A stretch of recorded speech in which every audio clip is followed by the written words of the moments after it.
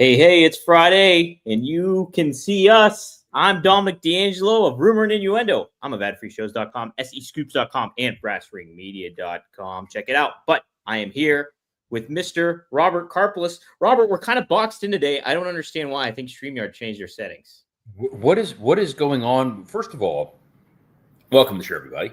Second of all, Dom, the guy very far the other side of me, sent me the wrong link. I'm sitting there waiting in a room. There's nobody there. I'm going, something seems weird. I get into this room, and I'm trapped in a very small box. Remember, did you ever play, like, what's it called, Jazz Ball? The thing on, like, the computer where, like, the ball bounced, and then you made a line, and then it made the boxes smaller? No, I've never played that. Just like a Windows 95 situation here, and it shrinks the boxes. That's what I feel like I'm in now. It's making me very uncomfortable. It's so tight, claustrophobic. It's so tight, and this show is going to be tight. How's that? I don't know. Hey, I like we'll say hi to Ron Ward. Said, "Hey Dom, can you take back your gloomy weather?" I don't even know where Ron is, but I guess there's gloomy weather where Ron is. I'm sorry, Ron. E says, "What's up?" So the boxes may be small, comments still the same. Wrestling Old Head says, "Good after morning, R&I. John Cena's final SmackDown appearance. Is he going to bring the ruthless aggression?" It is in Chicago, where he debuted at. How about that? They're in Chicago. How about it? I don't know what. Jeff Henninger, hello, R&I. Nice of Dom to get a recent photo of John Cena for the thumbnail. There's a reason. What thumbnail? He's holding the United States Championship.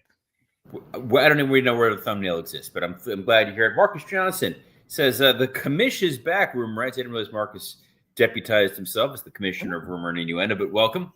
I will dole out heavy fines to Triple H if he fumbles AJ Lean return tonight. I, for one, am truly hoping it's Lita. Oh, my God. Could you imagine? What a curveball. Or Kelly Kelly. Or Kelly. Or Beth Phoenix. Or what if it's a whole roster? Punk's got a roster. Hey, CM Punk used to maybe stand for Chick Magnet originally.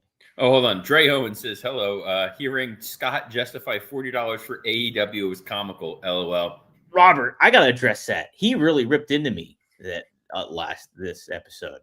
Scott, so this is talking about working stiff. Yes. Scott was he was in a mood. It's like, this is the thing. Having raised toddlers, I understand sometimes you just kind of have to let them just get it out of their system for a few minutes, and then they're back to normal. And Scott was trying so hard to justify the AEW $40 price tag for their pay-per-view that numbers stopped making sense.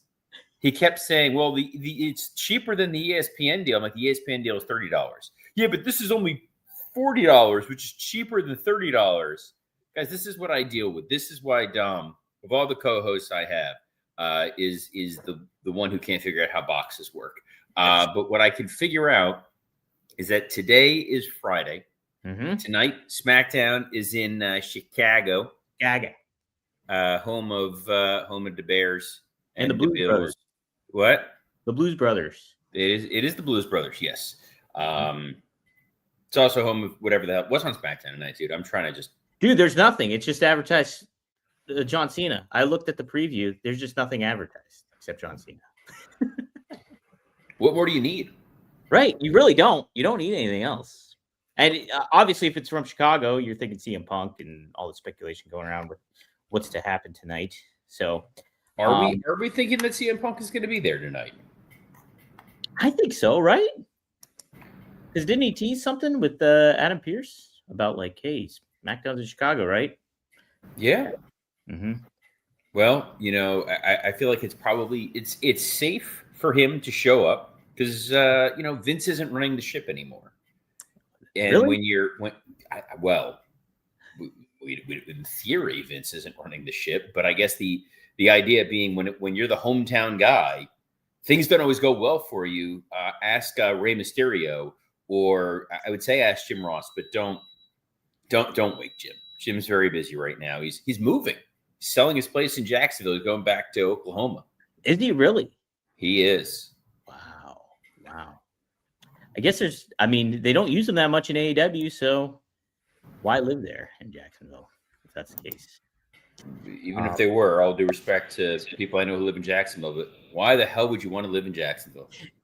Seriously, it feels like Margaritaville took place in Fallout 3. That's what Jacksonville feels like. Jacksonville, one of the largest cities in the country by square footage. How about that? Look at all the factoids everybody's drinking. Oh, you're right, Robert? I started choking on my Celsius. Not a sponsor, just a damn fine beverage. Just a wonderful. Do you get the tinglies drinking Celsius? Some people, or that's C4 people get the tinglies when they drink that. I'm pretty confident in saying in 42 years of my life, I've never once gotten anything that I would describe as the tinglies. The tinglies. Oh man, you get it every Friday here on Rumor Innuendo. Let's say that much. Dom, the name of this episode is John Cena's final match location revealed. Where is his final match taking place? Hey, look, we indirectly reported this initially. We led to this waterfall that happened this morning, actually. Well, not me and Robert specifically, but what the hell are you talking about? What waterfall?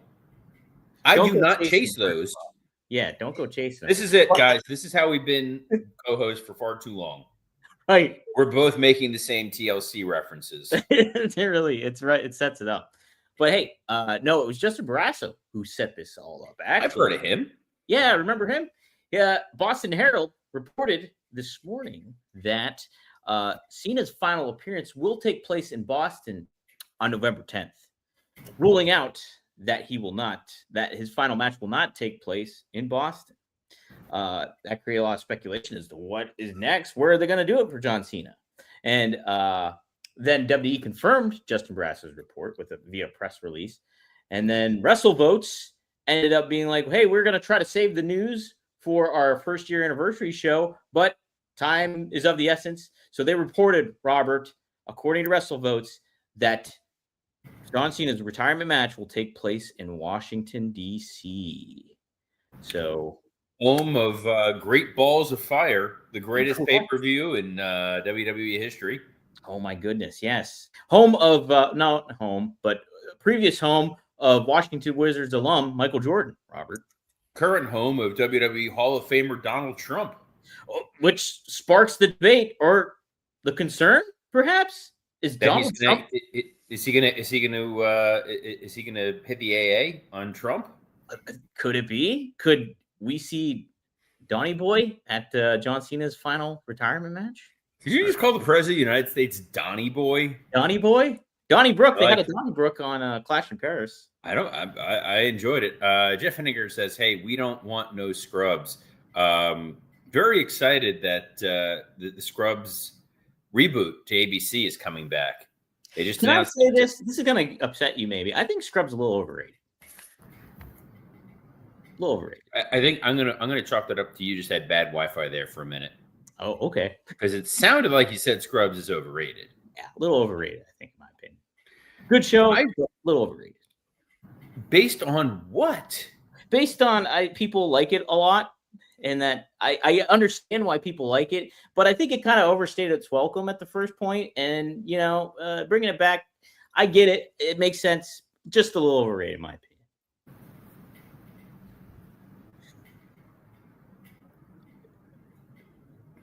But John Cena, he's no scrub.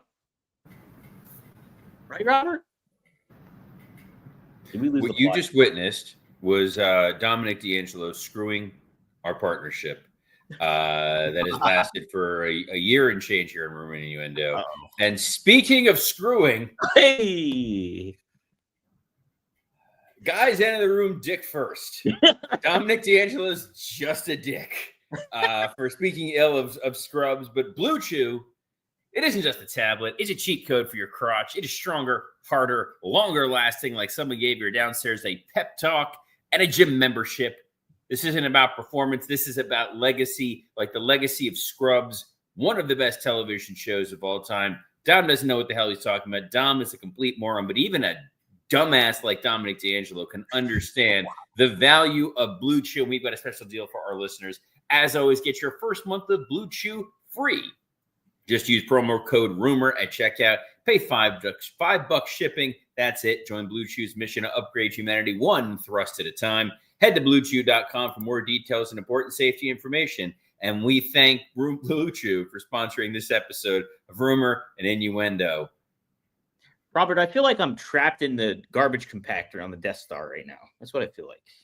That's where you belong. That is where your garbage takes on Scrubs belongs. Here's the thing, kids. Y'all don't remember how bad TV used to be and how difficult it was to get anything on network television that was even remotely interesting and entertaining. And then Scrubs came along, and it was funny. It was irreverent. It was shot differently. Dr. Cox is a masterful character. And as you get older, you realize you go from being JD to Dr. Cox to Bob Kelso. And I'm fully embracing the Bob Kelso phase of my life of who has two thumbs and doesn't give a crap. Bob Karplus. You're like right in between Cox and what's the guy? Well, if you're right in between Cox and Coach Q Bedar, God damn it, we were close. We were close. You know what's great? This is why Dom is the best, because I went to go look at what else we had for the rundown for today, since there was no SmackDown preview. It's the AJ Lee story that we already talked about yesterday. We didn't talk about that much, did we? Did we talk about AJ Lee? Yes. I don't think we did at all, really. Yeah. We literally talked about how dumb it is that there's all these reports that AJ Lee might be coming back when they should have just had her. I'm begging. I am begging. Well, look, are they botching this totally, you think? Or if they bring it back tonight? Yeah, they've botched the AJ Lee return. Okay. It's like they had the ability, they had the opportunity to have her return as Becky Lynch was dressing down CM Punk. And the way to do that would have been to have delayed the appearance of Becky and Seth in an arena after what happened at the end of Clash in Paris. We kind of talked about it yesterday. It's Clash in Paris ends, boom, nut shot. Punk is dead. Seth gets the pin. Him and Becky are celebrating. You have Punk waiting outside the arena for him the next night. Then they don't show up. You have a video screen of them and their hotel, Eiffel Tower in the background. I won my title match. She won her title match. We're off celebrating. We're not here. We're not showing up in some stinking arena. We'll see you next week. Then, boom, they're there. Punk's got the plan of AJ prepared to be there, and then everybody's happy and off to the races. That makes sense. I think, the ardent fan is more excited either way for AJ to return. The ardent fan? Yes, I always use You made that sound far more elegant. I know. The ardent, the connoisseur of World Wrestling Entertainment programming. The ardent fan with the fine neck beard. No wrestling fan. Like I got the privilege and honor of being around wrestling fans at the BRCW show on Sunday. It's quite a mix.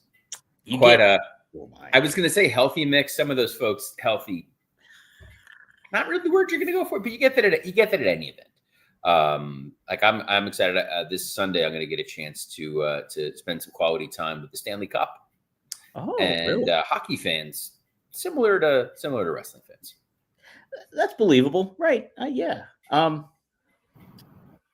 was I going to say? I can't remember. I couldn't even read the fact. I'm still trying to figure out this hatred of Scrubs. I never said that. I never said I hate it. I just absolute, outright, vehement, violent, somewhat uncomfortable hatred.